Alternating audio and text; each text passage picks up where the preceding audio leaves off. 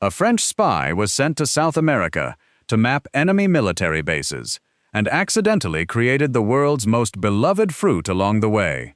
6 seeds from a single red fruit explain why we have winter at all. And a Chinese emperor built an entire overnight courier network using horses, just so his girlfriend could have fresh fruit every morning. All of that from the red fruits sitting in your kitchen right now. Here is every red fruit explained. Strawberry.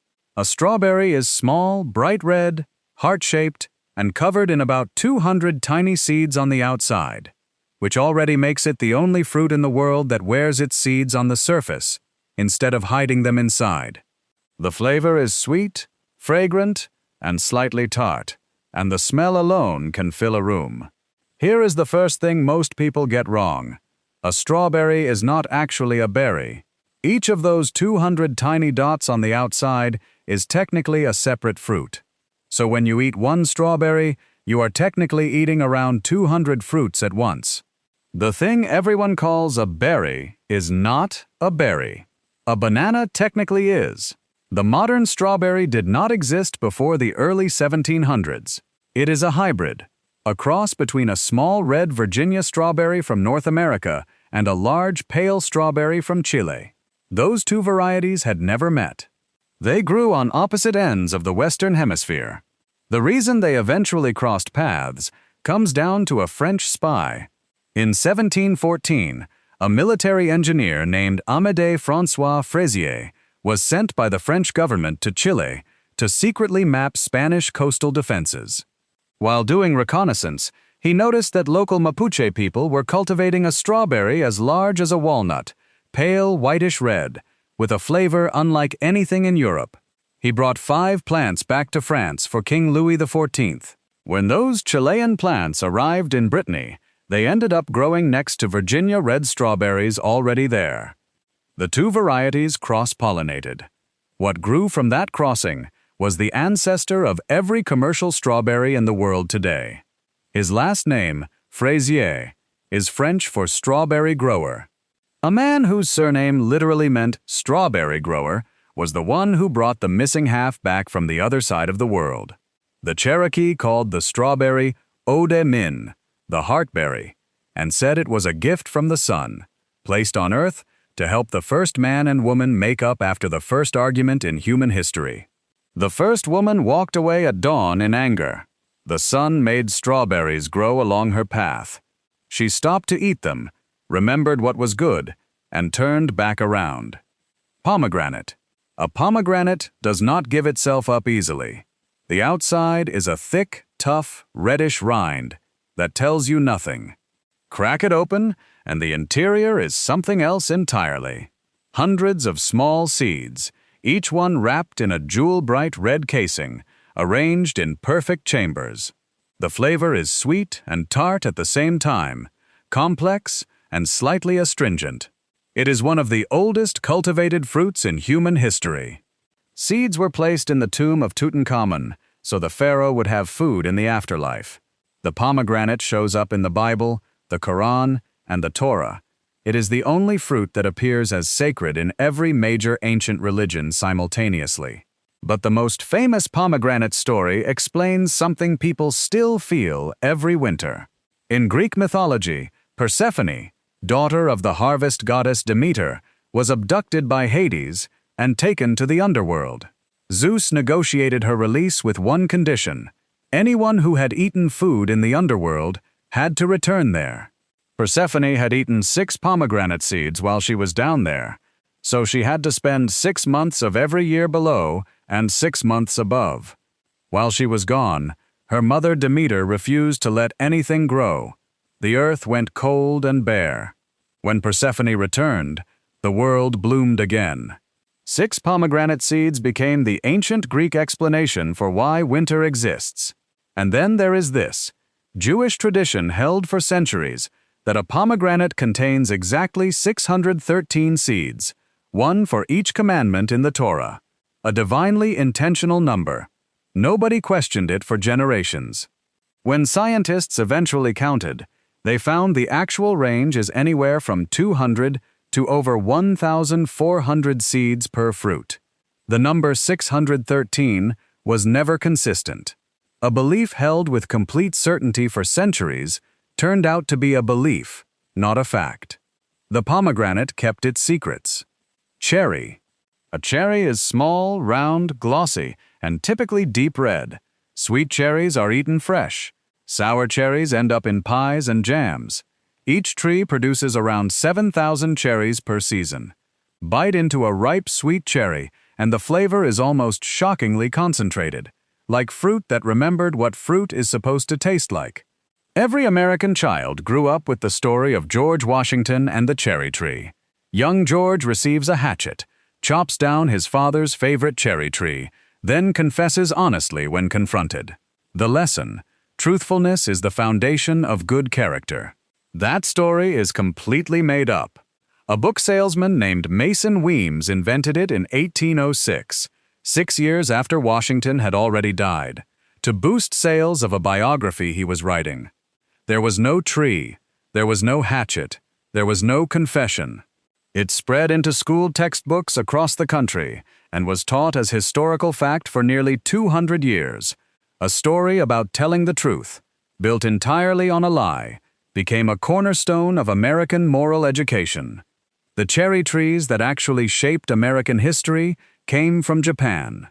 In 1885, a journalist named Eliza Skidmore returned from her first trip to Japan and proposed that Japanese flowering cherry trees should be planted along the Potomac waterfront in Washington, D.C. She was told no. She came back with the same proposal to the next official, and the one after that, for 24 consecutive years. In 1909, she wrote directly to First Lady Helen Taft. The First Lady agreed within hours. 3,020 trees arrived from Tokyo in 1912. Then World War II began. Those cherry trees, Japanese in origin, planted as a symbol of friendship, suddenly looked different to some Americans. 4 were cut down in 1942. The government quietly renamed all of them Oriental flowering cherries to lower the temperature. At that same moment in Tokyo, the offspring of the trees that had been sent to America were blooming, half a world away, on the other side of a war between two countries that had once exchanged them as a gift. In Japan, the cherry blossom, sakura, has meant the same thing for centuries: the beauty and fragility of life, and the fact that the most beautiful things do not last. The blossoms stay for about 1 week before the petals fall. Every spring, Japanese people hold hanami, blossom viewing parties, specifically to sit under flowering cherry trees and watch something beautiful disappear. No law requires it. People do it because they feel they should. Cranberry. A fresh cranberry is small, hard, bright red, and almost impossibly sour when eaten raw. It needs cooking, or sugar, or both. But inside each cranberry are 4 small hollow air chambers, a design detail that means cranberries float. That floating ability is why cranberry harvest looks like nothing else in agriculture. Cranberries grow on low vines in sandy bogs. When harvest time comes each fall, farmers flood those bogs with water. The cranberries loosen from the vines and rise to the surface, covering the water in a solid blanket of red, stretching as far as the eye can see. Workers in waders push the floating berries toward harvesting machines at the edge. It is one of the most visually striking agricultural scenes in the world. Most people who buy cranberry sauce in a can have never pictured this. The people who first put cranberries to real use were the Wampanoag and other native nations of the Northeast. They mixed dried cranberries with venison and rendered fat to make a dense food called pemmican, a survival ration that could be carried on long journeys and kept for months without spoiling. High in calories, compact, stable in any weather, it was the protein bar, centuries before anyone had the concept. They also used cranberry juice to dye blankets and clothing, and applied crushed cranberry to arrow wounds to draw out poison. The Pilgrims learned from them. During the Civil War, General Ulysses Grant ordered cranberry sauce served to Union soldiers during the Siege of Petersburg in 1864. By World War II, the U.S. Army was purchasing close to 1 million pounds of dehydrated cranberries per year. In 1930, 3 cranberry farmers from Massachusetts formed a small cooperative they called Ocean Spray. Today, it controls around 70% of North American cranberry production and brings in over $1 billion annually. Americans eat roughly 400 million pounds of cranberries every year, nearly 80 million of those pounds in the single week surrounding Thanksgiving. A Chinese emperor is coming up who built a same-day relay system across 1,500 kilometers of road, using horses, just to keep one person's fruit bowl stocked. And a red fruit that carries one of the most painful chapters in American history inside a green rind. In a way, most people were never told. Watermelon. A watermelon is 92% water, wrapped in a thick green rind. The red flesh inside is cool, sweet, and refreshing. An average watermelon weighs between 5 and 20 pounds. It is the unofficial fruit of summer in the United States. Most people assume watermelon came from Asia. It did not. The watermelon originated in the Kalahari Desert of southern Africa, where wild ancestors of the fruit grew in a climate with almost no reliable water. Indigenous people there used wild watermelons as a portable water supply in dry seasons. The flesh of the wild variety was pale and bitter. The sweet red fruit familiar today came from thousands of years of deliberate cultivation. Seeds from domesticated watermelons, more than 3,500 years old, have been found in Egyptian tombs. The Bible mentions watermelon in the book of Numbers. When the Israelites left Egypt, they specifically mourned leaving it behind. Watermelon arrived in North America through 2 separate routes. European colonists brought seeds, and enslaved Africans, being transported across the Atlantic on slave ships, hid watermelon seeds in their hair during the crossing, keeping something from home in a situation where everything else had been taken. After the Civil War ended in 1865, formerly enslaved people in the South began growing and selling watermelons. For many, it was one of the first opportunities to earn money as free people, to participate in the economy independently. Watermelon became connected to black freedom and economic autonomy in the post-war South. Then a campaign began to reframe that connection. Writers and cartoonists at the time took the image of black Americans growing and eating watermelon and turned it into a racial caricature, deliberately converting a symbol of hard-won independence into a tool of mockery. The stereotype that resulted was manufactured. It served a specific political purpose, to undercut the dignity of people who had just become free. A fruit that represented liberation was weaponized. Mark Twain wrote, "To taste a watermelon is to know what angels eat." He was right about the fruit. The fruit had done nothing wrong. Blood orange. Cut open a blood orange, and the inside looks like something went wrong with a regular orange, in the most beautiful possible way. The flesh ranges from streaks of dark red through the orange to a deep crimson that is nearly black in the richest varieties. The flavor is sweeter than a standard orange, with distinct notes of raspberry underneath the citrus. The smell is extraordinary. Blood oranges were not engineered. They appeared as a spontaneous mutation in Sicilian citrus orchards sometime in the 17th century. The island's volcanic soil near Mount Etna and the dramatic temperature swings between warm days and cold nights activated something in the orange's genetic makeup that normal citrus-growing conditions do not touch. In 2012, researchers identified the specific gene responsible and nicknamed it ruby. The ruby gene exists in many citrus fruits, but stays dormant in comfortable, consistent climates. It takes stress, the cold nights following warm days near Mount Etna, to switch it on and produce the red pigment. The blood orange is red because the tree was under pressure. Its color is a direct product of difficult conditions. Every February in the northern Italian town of Ivrea, thousands of people gather for a 3-day festival called the Battle of the Oranges. Teams on foot face off against teams on horse-drawn carts, and everyone throws oranges at each other. Full contact, no holding back. Hundreds of tons of oranges over 3 days. The festival reenacts a folktale about a young woman who stood up against a local tyrant. The oranges represent the act of resistance, a fruit born from stress, thrown in anger, at a celebration of defiance. There is a consistency to that. Red grape. A red grape is small, round, thin-skinned, and grows in clusters on a woody vine. The color ranges from pale pink red to deep purple-black. The flesh is sweet and juicy. Grapes can be eaten fresh, dried into raisins, or fermented into wine. And that last option is the one that changed the course of human civilization more than any other use of any other fruit. Wine made from red grapes has been produced for at least 6,000 years. The earliest evidence comes from the Caucasus region, modern Georgia and Armenia, where fermented grape residue has been found in clay jars dating to around 6000 BCE. From there, grape cultivation spread into Mesopotamia, Egypt, Greece, and Rome.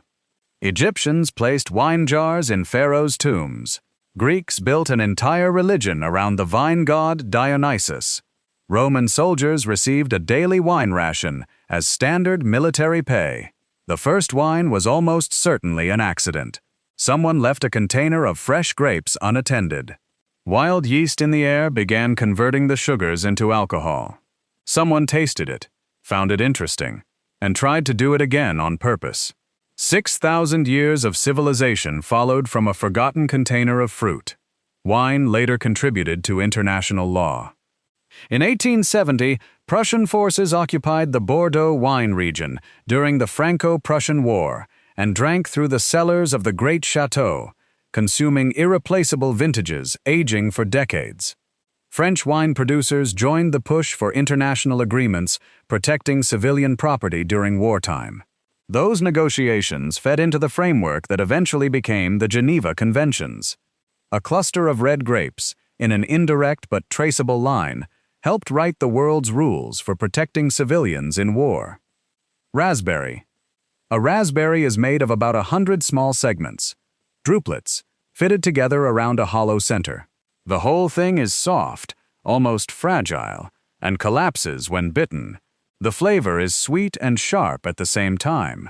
Once ripe, raspberries last about 2 days before they start going. They do not wait. In Greek mythology, raspberries were originally white. Zeus, as an infant on Mount Ida, would not stop crying. His nursemaid, a nymph, reached into the brambles to pick raspberries to calm him, and scratched her hand on the thorns. Her blood fell onto the white raspberries and stained them red permanently. That is why the raspberry's scientific name is Rubus idaeus, the bramble of Mount Ida. Most people who think they know what raspberry tastes like actually know what synthetic raspberry flavoring tastes like. The raspberry flavor in most commercial candy, lip balm, candles, and beverages is a lab-made compound, cheaper, more stable, and easier to produce than real raspberry extract. The imitation got into everything first, and got there for good. Real raspberries taste nothing like it. The actual fruit is better. The fake version has spent decades collecting all the credit. Lingonberry. A lingonberry is about the size of a pea, bright red, and quite tart when eaten raw. It grows on low evergreen shrubs in boreal forests across Scandinavia. Most Americans have never eaten one fresh. But most Americans who have visited an IKEA cafeteria have eaten one, in the small pot of red jam served alongside the Swedish meatballs. IKEA serves approximately 150 million plates of those meatballs per year, each one with lingonberry jam. A wild forest berry from the northern edge of Europe has been introduced to more people through a furniture store than through any food tradition or farmer's market. In Sweden, in the late 19th century, large-scale logging cleared enough of the southern forests to let significant sunlight through to the forest floor. Lingonberry shrubs responded by growing in much greater numbers. Merchants noticed. German buyers were interested. The expanding railroad network made export possible. What followed was described by Swedish historians as a Lingonberry rush. Picking rights were sold, foragers poured into the clearings, and a berry that had been casually gathered for home use became a commercial commodity almost overnight. Sweden has a law called allemansrätten, the right of public access. Any person can enter privately owned forests and fields to pick wild berries, mushrooms, and flowers without permission from the landowner, as long as they cause no damage. This is not a custom or a courtesy. It is a legal right. To an American, this concept sounds impossible. In Sweden, it is simply the law. Goji berry. A dried goji berry is small, oblong, reddish-orange, about the size of a raisin but brighter. The flavor when dried is mildly sweet and faintly tart. Most people outside of Asia encounter them dried, sold in health food stores, or sprinkled over smoothie bowls. In China, goji berries appear in medical texts going back at least 2,000 years. The Shennong Ben Cao Jing, one of the oldest pharmacological texts in Chinese history, recorded goji and its uses. For most of that time, goji was a regional food and traditional medicine in China, Tibet, and Mongolia. Nobody called it a superfood. It was something people in that part of the world had grown, eaten, and used for generations without any particular fanfare. In Tibet, there is an old story about a monastery well surrounded by goji plants. Each season, ripe berries fell from the overhanging branches into the water below. Over time, it was noticed that those who drank regularly from that well seemed to live longer than expected, staying sharp and strong into old age. Whether the berries were responsible is a question the story never answers. The association between goji and longevity has persisted in that region for centuries. Regardless, around the year 2000, Western marketers found the story and found the berry. The packaging wrote itself: ancient Tibetan secret, the longevity fruit, nature's most complete food. Demand in the US and Europe surged. Prices climbed. The people actually growing goji berries, farming families in Ningxia province, one of China's poorest regions at the time, found themselves producing something the global market desperately wanted. Revenues rose.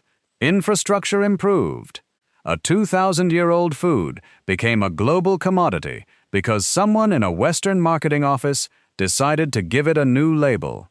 Whether superfood is accurate is debatable. That it changed things in Ningxia is not. Lychee, peel a lychee, and the inside looks like a small wet pearl, white, almost translucent flesh, firm and slippery, with a large brown seed at the center. The flavor is sweet and delicate, floral in a way that is difficult to compare to anything else. The aroma can fill a whole bowl of them. It has been considered a luxury in China for well over 1,000 years. In the Tang dynasty, Emperor Xuanzong wanted his favorite consort, Yang Guifei, one of the 4 great beauties of ancient China, to have fresh lychees every day. The problem: lychees grew in the southern provinces, nearly 1,500 kilometers from the imperial capital of Chang'an. Fresh lychee is perishable. Once harvested, it deteriorates within days. The emperor built a solution. Relay stations were set up along the full length of the route, from the southern orchards to the capital. Fresh-picked lychees were passed from one mounted rider to the next, moving day and night, the entire 1,500 kilometers, so that Yang Guifei's fruit arrived before it turned. An entire courier infrastructure, maintained continuously, for one person's fruit preference. A poet of the era later wrote that when the emperor and Yang Guifei appeared at court smiling and flushed, no one at court knew a lychee delivery had just come in. In the Indian state of Bihar in the late 1990s, doctors began noticing children dying suddenly in the night during summer months. They were healthy before bed. They did not wake up. The deaths clustered near lychee orchards. The cause was unknown. The pattern continued for nearly 20 years. In 2017, researchers determined what was happening. Children had been spending the day near the orchards and eating unripe lychees in the evening, often as their primary food, because their families had very little else. Unripe lychee interferes with the body's ability to produce glucose during sleep. Children who went to bed with low blood sugar and no real dinner after eating unripe lychees went into severe hypoglycemia during the night. Many did not survive. The question that broke the mystery was simple. Had these children eaten dinner? Most had not. A fruit prized by emperors for its sweetness had a condition attached to it that only appeared under circumstances of poverty. The fruit was the same. The situation was everything. Rambutan. A rambutan looks like something out of a children's book about alien planets. The outer shell is bright red and covered in soft, flexible spines, green-tipped, about an inch long, sticking out in every direction. It looks like a small red sea urchin, or a toy designed to represent what exotic fruit is supposed to look like. People who encounter rambutan for the first time at a market often pick it up, put it back down, and pick it up again. The name comes from the Malay word rambut, which means hair. The people of Borneo and the Malay Peninsula, where rambutan originated, looked at the spines covering the shell and described exactly what they saw. No mythology, no metaphor. This fruit has hair, so we will call it the hair fruit. Peel away that hairy shell, and the inside is different. White to pale translucent flesh, firm and juicy, sweet and clean, with a large seed at the center. The flavor is similar to lychee, but richer, slightly more complex. In Southeast Asia, rambutan is sold in clusters at outdoor markets, and people buy a whole bunch and eat them where they stand, dropping shells and seeds on the ground. No plates, no occasion, no ceremony, just fast, satisfying, social eating. Most people throw the seed away without a second thought. But rambutan seeds contain substantial amounts of healthy fat.